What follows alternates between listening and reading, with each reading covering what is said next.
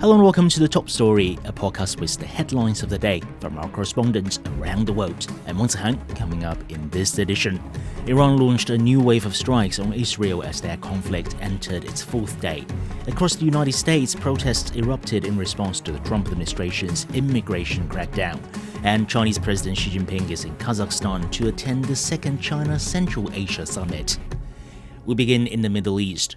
A new barrage of Iranian strikes has hit Israel as their conflict enters the fourth day. Israel has reported at least 13 deaths since the attacks began. Air raid sirens sounded in multiple areas across Israel and the occupied Golan Heights on Monday. Iran has reportedly launched about 30 missiles, mostly intercepted by Israel's aerial defense systems. Missile fragments have damaged buildings and sparked fires. Israel says its air force has begun new strikes in western Iran. The IDF says the goal is to wipe out Iran's nuclear and ballistic missile programs.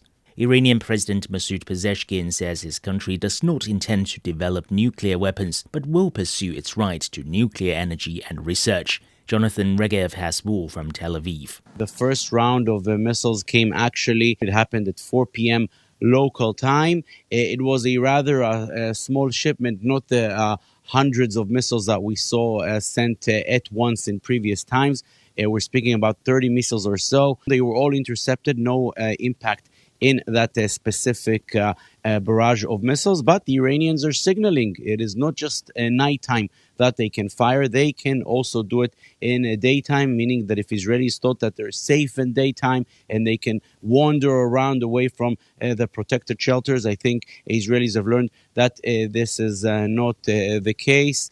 And this is after Israelis have learned of the destructive force that was leashed from Iran, especially with those images from the city of Bat Yam, just outside of Tel Aviv, with sheer destruction there, and also various people being killed apart from the destruction being seen. As for the Israeli response, Israel is specifically targeting the Iranian capital, Tehran, after the comments from the Israeli chief of staff on a Saturday, saying that the skies all the way to Tehran are practically clear, that there are no real defenses stopping the Israeli jets en route to Tehran. We're seeing those jets time and time again targeting the Iranian capital, be it nuclear installations, economic assets, anything that perhaps poses a great symbol. Of course, when you hit the Iranian capital in the middle of the country,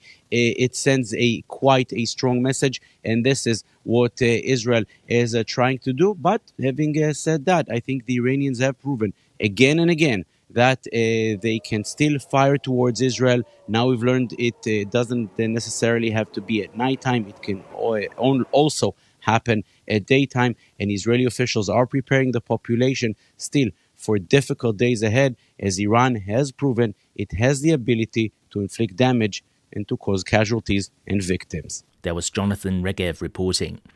The Iranian Health Ministry says Israeli strikes have killed over 240 people and injured more than 1,200 others. Over 90% of the casualties were civilians. Iran has rejected ceasefire negotiations. Residents in Tehran are fleeing the capital. There have also been long lines at gas stations as Israel has been targeting Iran's oil and gas sector. Ihsan Kavani has more from Tehran. There is heavy traffic in the exits of Tehran as many prefer to leave the capital under the current circumstances. A fresh wave of Iranian missiles strikes targeted the heart of Israel in the early hours of Sunday. The attacks were carried out in coordination with Yemeni forces who reportedly struck Ben Gurion Airport in Tel Aviv. Since Israel began striking targets inside Iran on Friday, Iran has retaliated by launching hundreds of ballistic missiles and suicide drones. On Sunday morning, Israel hit two major fuel depots in Tehran, sending thick black smoke billowing over the city for hours.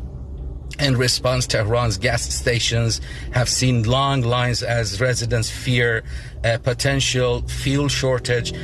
Iran's Foreign Minister Abbas Araghchi has condemned Israel's Saturday attack on Iran's natural gas fields in the southern province of Bushehr.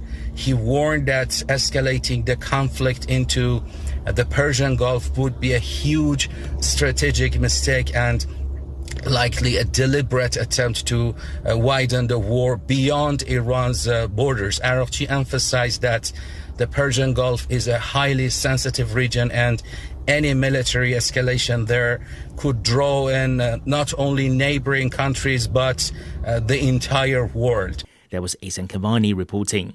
In North America, leaders of the group of 7 countries are meeting in Alberta, Canada, for 2 days of discussions. The conflict between Israel and Iran will be high on the agenda. Leaders are hoping to avoid clashes with US President Donald Trump, as they will also discuss Washington's tariffs. Mark New has more from Alberta. The conflict between Israel and Iran continues to shake up the agenda here. It's expected to be a primary topic of the G7, which includes the United States, UK, Canada, France, Italy, Germany, and Japan. Now, according to a senior G7 official, G7 leaders do plan to issue a joint statement on Iran, calling for de-escalation. German Chancellor Friedrich Merz has already stated he'll be pushing for Iran to not develop or possess nuclear weapons. Now, the mood is calm in this secluded area of the beautiful Canadian Rockies. Protests will happen in secure protest zones. The elephant in the room is how is everybody going to deal with President Donald Trump? Because the last time he was here in Canada for G7 in 2018, it did not go well at all. You may recall that famous photo that went viral of then German Chancellor Angela Merkel and other G7 leaders glaring at Trump with his arms folded.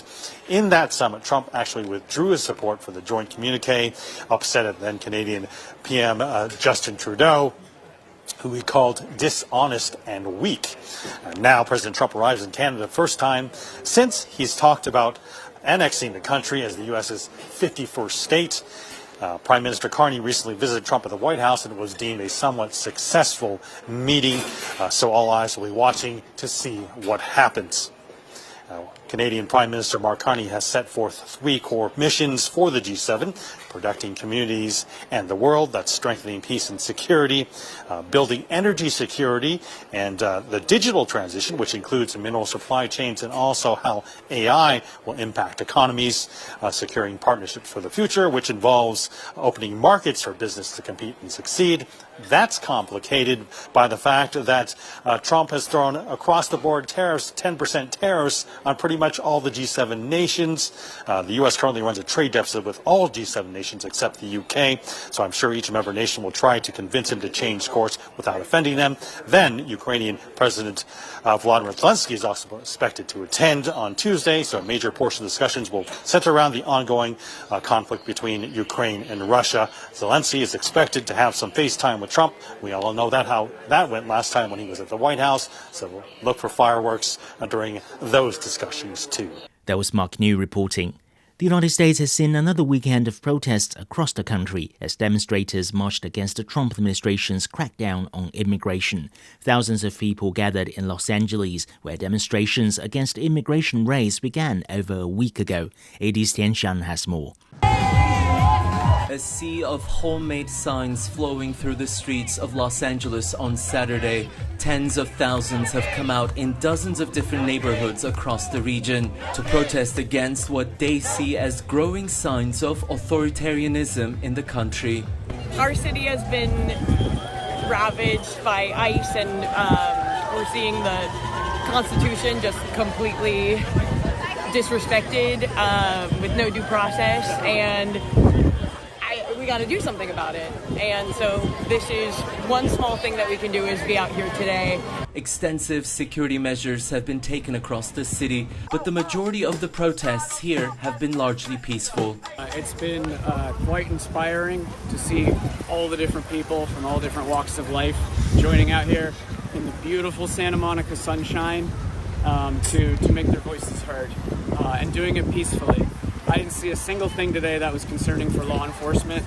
These protests come at a critical time for Los Angeles, as the city has already seen daily protests for about a week in response to the ICE raids carried out, as well as the deployment of the National Guard. This protest, however, is quite different because it's taking place in every single neighborhood, with tens of thousands taking to the streets. The city has come under scrutiny in recent days as President Trump blamed local leaders on social media for what he calls failing to prevent Los Angeles from being invaded and occupied by undocumented immigrants. We're here today because we are clear that we are a test case, and they want to see just how far federal overreach can go. Can the federal government come in and seize power from a state and from a local jurisdiction? How much will the American people put up with? And we're here to tell you that we're not going to put up with it. Nearly 4,000 National Guardsmen and 700 Marines were deployed in Los Angeles. They will protect federal buildings and ICE agents as they carry out raids.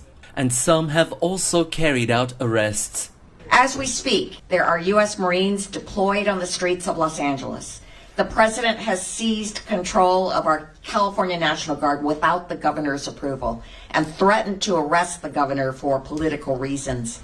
And just yesterday, we saw Senator Alex Padilla get forcibly removed and violently handcuffed simply for trying to get answers from the Secretary of Homeland Security. This is unprecedented, dangerous, and authoritarian. These are some of the concerns for thousands of Angelenos exercising their right to protest on the streets. But many people here are worried with additional forces on the ground, whether even those liberties could be at stake. That was AD's Tianshan reporting. Still in the US, local police have arrested the suspect who allegedly killed a US Democratic lawmaker and her husband in Minnesota. Officials say the killing was a targeted assault on democracy as fear spreads over politically motivated violence. Owen Fairclough has more from Washington, D.C. The state's governor is treating the murders as a political assassination after the same gunman is suspected of injuring another Democrat lawmaker, John Hoffman, and his wife in their home around 15 kilometers away. The bullet-riddled front door testament to an ordeal that has shocked a state renowned for bipartisanship. This is a dark day today for Minnesota and for democracy, but we will not allow fear or violence to define who we are. 57-year-old Vance Bolter served on the same state board as Hoffman. Bolter had posed as a police officer when he visited the Hortmans' home, exchanging gunfire with legitimate police when they arrived. After Bolter escaped on foot, officers found automatic rifles in his car as well as a list or manifesto detailing names. There wasn't a manifesto that identified many lawmakers and other officials. We immediately made alerts to the state who took action. Lawmakers say this is the latest example of politically motivated violence and they want more action. There can be copycat crimes and people can get incentivized when they see things online. Something else I'd like to put more rules of the road in place on, because that is, you look at the man that bludgeoned Speaker Pelosi's husband. Of course he was off balance. Of course he was sick. But that case, you could see a through line with him reading this stuff online. President Donald Trump condemned the murders that took place during a frenetic period for his presidency, deploying troops to the Los Angeles protests before overseeing a military parade as Iran and Israel bombard each other. That was Owen Fairclough reporting. In Asia, Chinese President Xi Jinping is in Kazakhstan to attend the second China Central Asia Summit and deliver a keynote speech. President Xi will also hold separate meetings with leaders from other Central Asian countries. Earlier, the Chinese Foreign Ministry said the summit will further consolidate mutual trust, promote cooperation, and advance a closer China-Central Asia community with a shared future. Juju has more from Astana. We are now right here in Astana, the capital city of Kazakhstan. Chinese President Xi Jinping is attending the second China Central Asia Summit ongoing right here in Astana. Their motorcade is slowly driving into the hotel, and there are national flags, both Chinese and Kazakh national flags waving. And earlier, I also saw a welcome team holding the banner which says that warmly welcome Chinese President Xi Jinping and long live the friendship between China and Kazakhstan. Well, Kazakhstan was the place where China's Belt and Road Initiative was first proposed, and it still remains one of China's most important trading partners in its westward cooperation. Bilateral trade between the two countries surged over 6.8% year-on-year last year. That figure also accounts for nearly half of China's total trade with all Central Asian countries. Both China and 5 Central Asian countries agreed that they would set up a so-called China-Central Asia cooperation mechanism. Their discussions will focus on areas such as how their partnership has grown, how they can work better and closely in the future, and how to tackle those key international and regional issues. It is expected that this summit will strengthen mutual trust and create an even stronger China-Central Asia community with a shared future. There was Juju reporting. And finally, in Africa, an attack in central Nigeria has killed 45 people. A spokesperson for the state governor of Benue says armed bandits attacked Yawata. Witnesses say the attackers burnt down houses where people were still inside. A police spokesperson says they engaged the suspects in a gun battle. The region is facing persistent land disputes. Nomadic Fulani herders have long clashed with farmers over access to land and resources. Tessin McKendy has more from Jos. We have official figures from the governor, but people, within the area, are saying that that's far more than that. We've had protests in Makurdi, the Benue state capital. Thousands gathered in protest to what they call deliberate efforts by people they say are of the Fulani extraction to wipe off people. They believe they are out to, grab lands and just ensure that they take over the entire Benue landscape. So a lot of people are not happy at the moment. A lot of protests going on. We understand as well that a lot of military personnel have been deployed. It's something that is becoming quite big. Just last month, we had, still in Benue State, we had about 15 people killed, by suspected herdsmen, still alleged or suspected to be of the Fulani extraction as well. Yeah, what could be behind this? Multifaceted, I would say. We have official pronouncements from the governor of the state alleging that there are people who are sponsoring the crisis within the state. There's a jostle for land because the Benue landscape is very fertile. And so it's very good for crop farming, and then it's also good for pasture for cattle herders. And so the reasons, so to say, are multifaceted.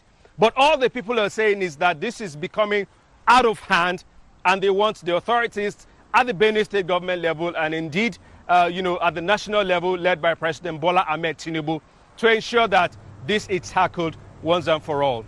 That was Tessin McKendy reporting. Recapping today's headlines, Israel launched a new wave of strikes on Israel as their conflict entered its fourth day. Across the United States, protests erupted in response to the Trump administration's immigration crackdown. And Chinese President Xi Jinping is in Kazakhstan to attend the second China-Central Asia Summit. That's it for this edition of The Top Story, a podcast that brings you world headlines every weekday. For more news in politics, business, sport and culture, you can subscribe to the Beijing Hour, a one-hour podcast news magazine program. We welcome and appreciate all ratings and reviews. I'm Wang Zihang. Thank you for listening.